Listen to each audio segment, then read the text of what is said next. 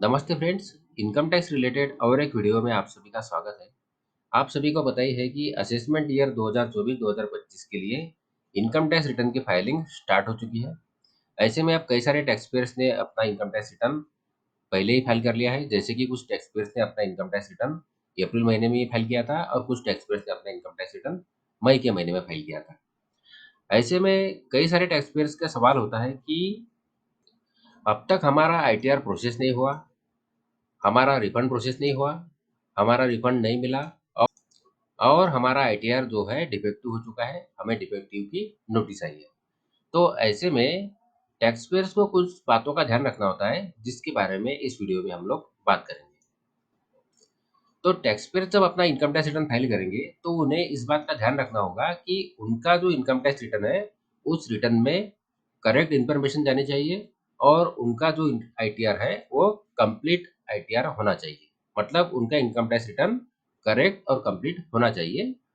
तो इसके लिए टैक्स पेयर्स को अपना इनकम टैक्स रिटर्न फाइल करने से पहले उनकी जो इनकम टैक्स रिटर्न के संबंधित जानकारी है, उस जानकारी को फॉर्म 26 एएस और एनुअल इन्फॉर्मेशन स्टेटमेंट के साथ में मैच करना होगा। अगर टैक्स पेयर ऐसा नहीं करते हैं, तो उनकी इन्फॉर्मेशन मिसमैच होगी, जिसके कारण उनका इनकम टैक्स रिटर्न डिफेक्टिव भी हो सकता है और ऐसे में इनकम टैक्स रिटर्न की प्रोसेसिंग भी रुक सकती है, उसमें देरी हो सकती है और टैक्स पेयर को इनकम टैक्स रिफंड भी नहीं मिलेगा या इसके लिए भी उसे देरी होगी। तो टैक्स पेयर जब अपना इनकम टैक्स रिटर्न फाइल करेंगे, तो उन्हें इन 2 रिपोर्ट्स को सबसे पहले देख लेना होगा और उसे मैच करने के बाद ही अपना आईटीआर फाइल करना होगा। जैसे कि अब आपको पता ही है कि फॉर्म 26 एएस की अगर बात करें, तो फॉर्म 26 एएस में टैक्स पेयर की टीडीएस और टीसीएस से रिलेटेड जानकारी दिखाई देती है। टैक्स पेयर का जो टीडीएस कटा है या टीसीएस कलेक्ट हुआ है, उसकी जानकारी टैक्स पेयर को फॉर्म 26 एएस में दिखाई देती है। और एनुअल इन्फॉर्मेशन स्टेटमेंट में टैक्स पेयर की टीडीएस और टीसीएस से रिलेटेड जानकारी तो दिखाई देती है, साथ ही कुछ स्पेसिफाइड फाइनेंशियल ट्रांजैक्शंस की इंफॉर्मेशन भी इसमें दिखाई देती है। जैसे ही टैक्स पेयर को जो सेविंग बैंक या बैंक अकाउंट में जो इंटरेस्ट मिलता है, उसकी जानकारी इसमें दिखाई देती है। साथ ही टैक्स पेयर्स को जो डिविडेंड मिलता है, उसकी जानकारी भी इसमें दिखती है। इसके साथ ही टैक्स पेयर द्वारा जो सिक्योरिटीज और म्यूचुअल फंड के ट्रांजेक्शन्स किए जाते हैं, उसकी जानकारी भी इसमें दिखती है। जैसे कि टैक्स पेयर द्वारा अगर कोई शेयर्स बेचे जाते हैं, खरीदे जाते हैं या म्यूचुअल फंड्स में जो इन्वेस्टमेंट की जाती है, उसकी जानकारी इस एनुअल इन्फॉर्मेशन स्टेटमेंट में दिखाई देती है। इसके साथ ही टैक्स पेयर द्वारा जो हाई वैल्यू ट्रांजेक्शन्स किए जाते हैं, जो बड़े-बड़े ट्रांजेक्शन्स टैक्स पेयर द्वारा किए जाते हैं, उसकी जानकारी भी इस एनुअल इन्फॉर्मेशन स्टेटमेंट में दिखाई देती है। जैसे कि टैक्स पेयर द्वारा यदि कोई प्रॉपर्टी का सेल परचेज़ किया जाता है, तो उसकी जानकारी इसमें दिखाई देती है और इसके साथ ही टैक्स पेयर द्वारा जो टैक्सेस की पेमेंट किए जाते हैं, जो चालान भरी जाती है, उसकी जानकारी भी एनुअल इन्फॉर्मेशन स्टेटमेंट में दिखाई देती है। और टैक्स पेयर के डिमांड और रिफंड से रिलेटेड इन्फॉर्मेशन भी एनुअल इन्फॉर्मेशन स्टेटमेंट में दिखाई देती है। तो यहाँ इस एनुअल इन्फॉर्मेशन स्टेटमेंट में जो इन्फॉर्मेशन दिखाई देती है, उस इन्फॉर्मेशन को टैक्स पेयर को उसके बाद जो इनकम टैक्स रिटर्न फाइल करने के लिए जानकारी है, उस जानकारी के साथ में मैच करना होता है। उसके बाद ही अपना इनकम टैक्स रिटर्न फाइल करना होगा।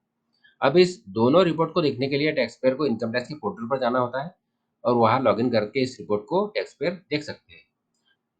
तो अब हम देख लेते हैं कि इन दोनों रिपोर्ट्स को टैक्स पेयर किस तरीके से देख सकता है। अब मैंने यहाँ इनकम टैक्स के पोर्टल पर लॉगिन कर लिया है। अब इस पोर्टल पर लॉगिन करने के बाद सबसे पहले हम लोग यहाँ से देख लेते हैं, यहाँ एक ऑप्शन दिखाई देगा एआईएस। यहाँ से हम एनुअल इन्फॉर्मेशन स्टेटमेंट की रिपोर्ट देख सकते हैं, तो इसके ऊपर हम क्लिक करेंगे। इसके बाद हमें यहाँ प्रोसीड वाले ऑप्शन पर क्लिक करना होगा। इसके बाद यहाँ एक ऑप्शन दिखाई देगा एआईएस वाला, इसके ऊपर क्लिक करना होगा। अब यहाँ से हमें टैक्स पेयर इन्फॉर्मेशन समरी और एनुअल इन्फॉर्मेशन स्टेटमेंट दिखाई देता है। तो यहाँ एनुअल इन्फॉर्मेशन स्टेटमेंट वाले ऑप्शन पर हम क्लिक करेंगे।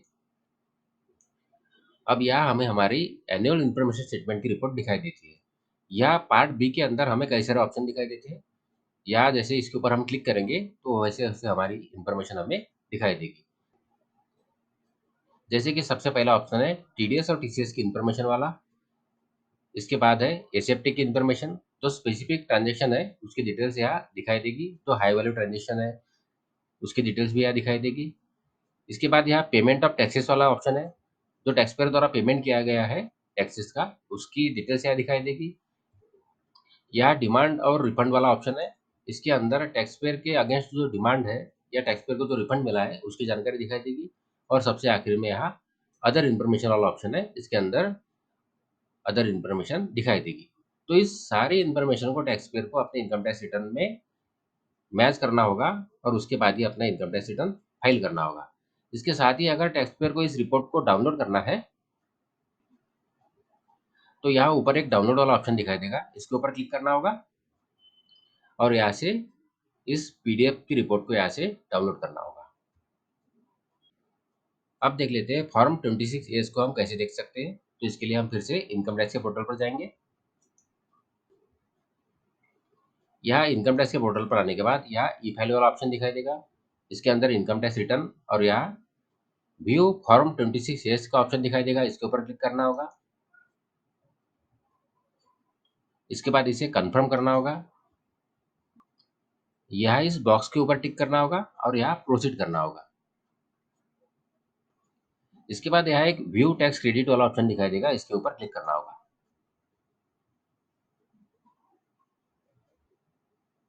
अब यहाँ से टैक्स पेयर को असेसमेंट ईयर सिलेक्ट करना होगा, जैसे कि हम यहाँ 2024-25 का देखेंगे और यहाँ से व्यू एज HTML कर लेंगे और यहाँ व्यू डाउनलोड वाले ऑप्शन पर क्लिक करेंगे।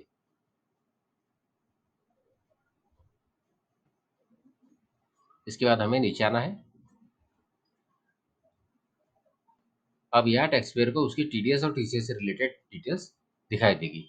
ये जो फॉर्म है इसे भी टैक्स पेयर डाउनलोड कर सकते हैं। इसके लिए टैक्स पेयर को फिर से ऊपर आना होगा और यहाँ एक्सपोर्ट एज PDF के ऊपर क्लिक करके इस फाइल को डाउनलोड कर लेना होगा।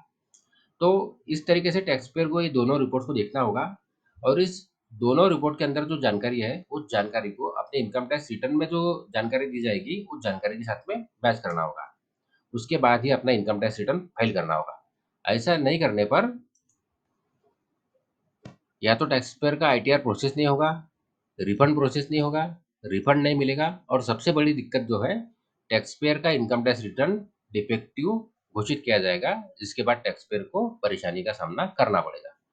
तो इस जानकारी को ध्यान में लेने के बाद ही टैक्स पेयर को अपना इनकम टैक्स रिटर्न फाइल करना चाहिए।